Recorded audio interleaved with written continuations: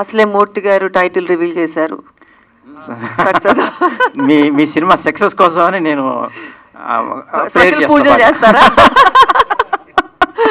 అప్పుడు అందరూ మీతోనే టైటిల్ రివీల్ చేయించుకుంటారేమో మూర్తి గారు.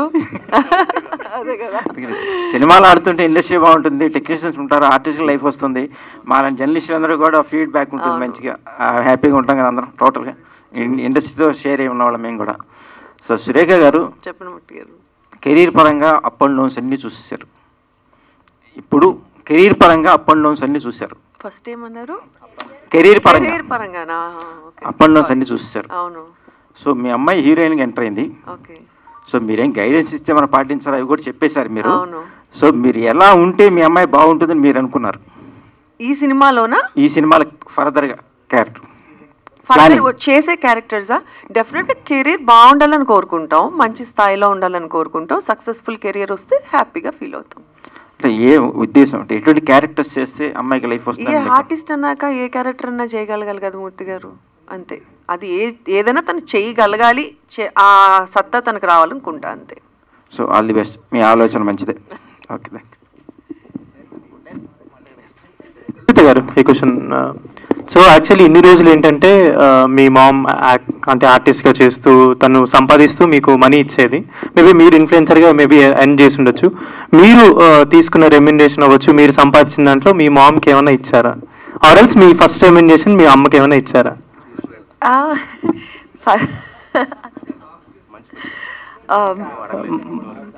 అంటే ఇన్ని రోజులు కాదు, నేను ఫస్ట్ నా రెమ్యునరేషన్ ఏం చేశాను, ఫస్ట్ ఎవరికి గూగుల్ పే ఫస్ట్ నాకు వచ్చిన వెంటనే ఎవరికి పంపాను? ఆవిడకే పంపాను. లేదండి, నేను జెన్యూన్గా ఈ మధ్య కొంచెం రెస్పాన్సిబుల్గా ఉంటున్నాను. తను కొంచెం పెట్టుకుంటుంది, తన పాకెట్ మనీ కోసం, తన షాపింగ్ కోసం పెట్టుకుంటుంది, మిగిలినవంతా నాకే పంపిస్తుంది. అండ్ ఇందాక చందు అడిగిన క్వశ్చన్కి అవి లక్షల్లో కాదు, వేలల్లోనే. అదే చెప్పా, అది కూడా వేలల్లోనే.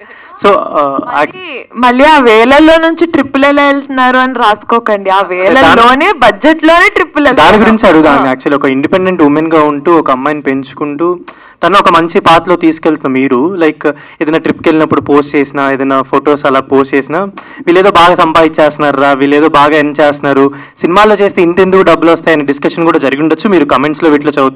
సో అలాంటి వాళ్ళకి మీరు ఏమైనా any answer to them are? ఇన్ని రోజులు ఆవిడ ఆన్సర్ చేస్తుంటారు కదా, సో ఐ ఆన్సర్ దీస్. అంటే ఈ గత 1-2 monthsగా నేను ఇన్స్టాగ్రామ్లో, అంటే అందరికీ మెంటల్ హెల్త్ అనేది చాలా ఇంపార్టెంట్. సో అది కొన్నిసార్లు అది ఎందుకు ఎవరికి డౌన్ అవుతుంది, ఎక్కడ అవుతుంది, we never know. And everybody అందరికీ చిన్న ఎస్కేప్ అన్నది కావాలి, ఆ పాజ్ బటన్ మన వర్క్ స్పేస్ నుంచి. సో ఇప్పుడు ఒక మిడిల్ క్లాస్ వాళ్ళకి ఇన్కమ్ ఒక 60,000 రూపీస్ అయినా వాళ్ళు సేవ్ చేసుకొని 10,000 రూపాయలు ట్రిప్ వెళ్ళి రావచ్చు. సో మేము అంతే, వచ్చి అస్సలు రావు అని కాదు కదా. సో ఇది వరకు ఆవిడ ఒక్కటే చెయ్యి అయింది, ఇప్పుడు మా ఇద్దరిది అయింది. సో మా ఇద్దరు చేతులు కలిసి మా ఇద్దరితో మేమిద్దరమే వెళ్తున్నాము. సో ఇట్స్ ఆర్ మనీ, దాంట్లోనే సేవింగ్ చేసుకొని దాంట్లోనే కొనుక్కొని కొంచెం దాన్ని లగ్జరీ అనకూడదు, లావిష్గా ఎప్పుడు పోతామో తెలియని జీవితాన్ని ఇప్పుడు ఎంజాయ్ చేయకపోతే ఎప్పుడు ఎంజాయ్ చేస్తామన్నది నా కాన్సెప్ట్, అంతే.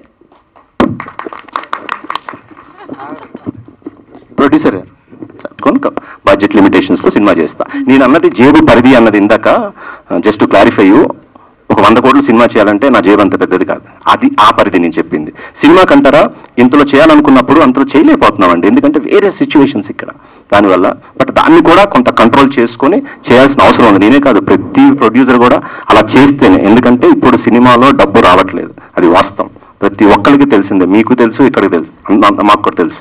సో సినిమాని ఎంతవరకు బడ్జెట్లో చేయగలిగితే అంత నష్టం తక్కువ ఉంటుంది.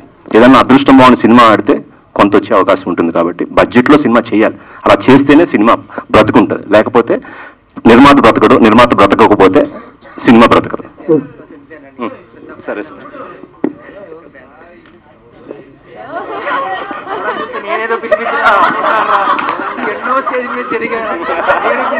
బాబా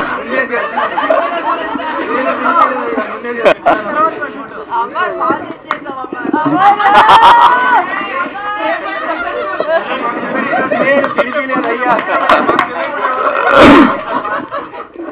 గారు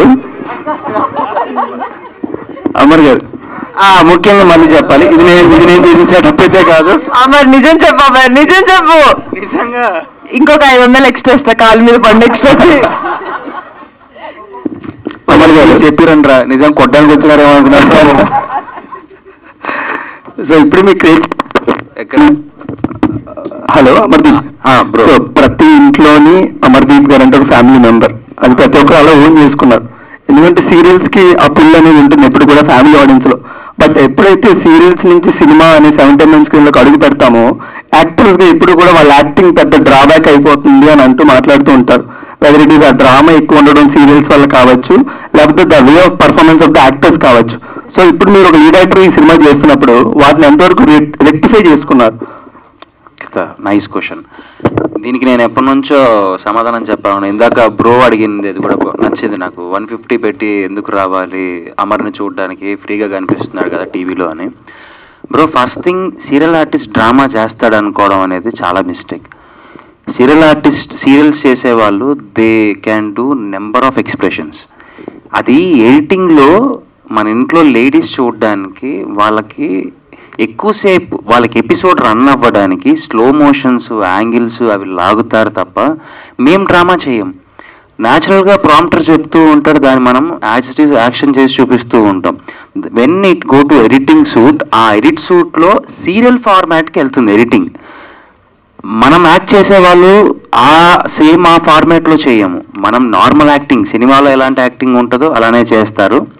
సో దాని ఎడిటింగ్లోనే అలా మారుతుంది. రెండో థింగ్ ఏంటంటే, నేను ఎప్పుడు సీరియల్ యాక్టింగ్ చేయలేదు. నేను పనిచేసిన డైరెక్టర్స్, నేను జానకి కలగలిన సీరియల్ చేశాను. దాంతో పనిచేసిన ప్రతి ఒక్క డైరెక్టర్స్ నాతో ఒక సినిమాటిక్ వేలో నాతో యాక్టింగ్ చేయించుకున్నారు.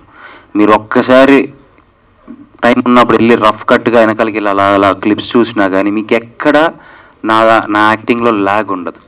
నాదే కాదు, మా జానకి కలగలిన సీరియల్లో చేసిన వాళ్ళు ఎవరిది ల్యాగ్ ఉండదు. సో సీరియల్ ఆర్టిస్టు ఇంత, సినిమా ఆర్టిస్ట్ ఇంత కాదు. మీకు ఒక విషయం చెప్పనా అండి, ఎంత పెద్ద సినిమా చేసినా దాన్ని ప్రమోట్ చేసుకోవడానికి ఎక్కడికి రావాలి? టీవీకి రావాలి. మీరు అంటారు టీవీలో చూసే మిమ్మల్ని ఎట్లా వస్తారు? ఆ టీవీలో చూస్తేనే కదా నేను సినిమా చేస్తున్నాను విషయం 10 మందికి తెలిసి, నేను అక్కడ ఉన్నాను, అక్కడికి వెళ్ళి ఏం చేశాడో చూద్దామని చెప్పి అట్లీస్ట్ అక్కడికి వస్తారు కదా అనే ఒక నేపథ్యంతో నేను ఆడియన్స్ని పోగు చేసుకుంటున్నాను. అంటే నా సైడ్కి ఒక 10 మందిని, ఒక 20 మందిని థియేటర్కి పుల్ చేసుకుంటున్నాను తప్ప, అయ్యో నేను తీసేస్తే 200-300 మంది వచ్చేస్తారు, నాకేదో బిగ్ బాస్లో ఉన్నప్పుడు ఓట్లు వేసామా మీరు సూపర్ అని అంటారు. ఎటువంటి హెడ్ వెయిట్, ఎటువంటి పొగరు ఏమీ లేదండి. నేను చిన్నగా ఆడియన్స్ని అలవాటు చేసుకుంటున్నాను. నా సినిమాకు ఒక 10 మంది రండి, 10 మంది వస్తారు కదా, 20 మంది వస్తారు కదా, నెక్స్ట్ సినిమాకు 50 మంది వస్తారా, ఇంకో సినిమాకి ఒక 100 మంది వస్తారా? నేను జనాన్ని అలవాటు చేసుకుంటున్నాను. ఇది నేను చేస్తున్న format. So serial artist cinema hero అవ్వడానికి example is the Kannada super star Yash, Shahrukh Khan garu, Sivakarthikeyan garu, okay, Vijay Sethupathi garu. They are number of artist. ఎందుకంటేనండి మనకు నిజంగా అటువంటి మంచి సబ్జెక్ట్స్ వచ్చి మనం ఒక రకమైన యాక్టింగ్ కానీ మన వే ఆఫ్ లుక్ కానీ మారితే ఏమో ఇంట్రెస్ట్ ఉంది కదా. I'm just pulling the audience to the theatre. ఒక 10-20 మంది నేను పుల్ చేసుకుంటున్నాను అంతే. Thank you so much for asking this question bro. Thank you. Supreetha garu అండి, సో గెటప్ చూస్తే బాగా ఉంది. ఇవాళ ట్రెండ్కి తగ్గట్టుగానే మీ గెటప్ సూట్ అయింది సినిమాకి. Thank you sir. Thank you sir. సినిమాలో టోటల్ గెటప్ ఇలా ఉంటుందా, మొత్తం అల్లరి చిల్లరగా ఉంటే హీరోయిన్ ఏడిపించడం ఏంటి అసలు ఒక ఏ మ్యాన్ ఉంటుందా? ఆ పోస్టర్ ఉంది కదండి సార్, యాజ్ ఇట్ ఈస్ అలానే ఉంటుంది లుక్. కంప్లీట్గా మాస్ అండ్ రగ్గుడ్గా ఉంటుంది క్యారెక్టర్. సో ఇందులో నేను ఒక మెకానిక్. సో అంతకుమించి రివీల్ చేయకూడదు. అంటే బేసిక్గా హీరోయిన్ని అంటే మన స్ట్రీట్లో తిరిగే ఒక అల్లరి చిల్లరగా ఉండే ఒక అబ్బాయి, బాధ్యత లేని ఒక అబ్బాయి, తల్లి చెల్లి ఉన్న తండ్రి లేకోకుండా పెరిగితే ఎలా ఉంటుంది, ఆడికి ఆ రోజే లైఫ్, వాడు ఆ రోజు ఏదనుకుంటే అది జరగాలి, ఏదనుకుంటే అది కావాలి అన్నట్టుగా ఉన్న ఒక మైండ్ సెట్ అబ్బాయికి దేవత లాంటి అమ్మాయి తగిలితే ఎలా ఉంటుంది. సో ఆబ్వియస్లీ వెనకాల పడకుండా ఉండరు, పడిన తర్వాత పడేయకుండా ఉండరు, పడేసిన తర్వాత ప్రేమించకుండా ఉండరు. సో అలాగా ఈ క్యారెక్టర్కి డాక్టర్ అమ్మాయి రావడం, అంటే మీరు ఇందాక అన్నారే డాక్టర్ లవ్ చేశారు, ఒక రోగిష్టి ప్రేమికుని ప్రేమించలేని డాక్టర్ కూడా డాక్టర్ సో బాగుంటుంది సార్. అంటే ఎంగేజింగ్గా ఉంటుంది, ఫుల్ టు ఫన్ ఉంటుంది, మాస్ క్యారెక్టర్ ఉంటుంది, క్యారెక్టరైజేషన్, అమ్మాయితో మాట్లాడినప్పుడు ఒక మాడ్యులేషను, సో ఏదైనా ఒక ఇష్యూని డీల్ చేస్తున్నప్పుడు వాడి బాడీ లాంగ్వేజ్ కానీ, సో ఒక చిన్న ఫస్ట్ టైం నా లైఫ్లో ఒక మంచి కమర్షియల్ ఫస్ట్ అడుగు పెట్టడమే ఒక మంచి కమర్షియల్ సబ్జెక్ట్తో అడుగు పెట్టాను sir. So all the best. Success అవుతుందని నేను కూడా నమ్ముతున్నాను. అయ్యో